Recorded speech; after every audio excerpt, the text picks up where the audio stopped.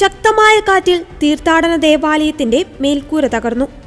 വിശുദ്ധ ദൈവസഹായം പിള്ളയുടെ പേരിലുള്ള ലോകത്തിലെ ആദ്യ ദേവാലയമായ പാറശാല ചാവല്ലൂർ പൊറ്റപ്പള്ളിയുടെ മേൽക്കൂരയാണ് ഇന്നലെയുണ്ടായ ശക്തമായ കാറ്റിൽ തകർന്നത്. 12 വർഷങ്ങൾക്കു മുൻപ് 22 ദിവസം കൊണ്ട് പൂർത്തീകരിച്ച പള്ളിയുടെ മേൽക്കൂര തകർന്ന വേദനയിലാണ് ഇടവക സമൂഹം. വിശുദ്ധ ദൈവസഹായം പിള്ളയെ വിശുദ്ധനായി പ്രഖ്യാപിച്ചതോടെ ചരിത്രത്തിൽ ഇടം പിടിച്ച പള്ളിയുടെ പുനരുദ്ധാരണ പ്രവർത്തനങ്ങൾ ആരംഭിക്കുന്നതിനുള്ള ആലോചനകൾ നടക്കുന്നതിനിടയിലാണ് ദാരുണമായ സംഭവം ഉണ്ടായത്. ശക്തമായ കാറ്റിൽ മേൽക്കൂര തകർന്നെങ്കിലും പള്ളിക്കുള്ളിലുണ്ടായിരുന്ന തിരുസ്വരൂപങ്ങൾക്ക് കേടുപാടുകൾ സംഭവിച്ചില്ല.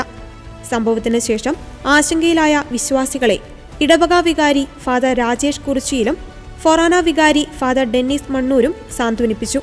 സംഭവമറിഞ്ഞ് നാടിന്റെ വിവിധ തുറയിലുള്ളവർ ദേവാലയത്തിലേക്ക് എത്തുകയാണ്.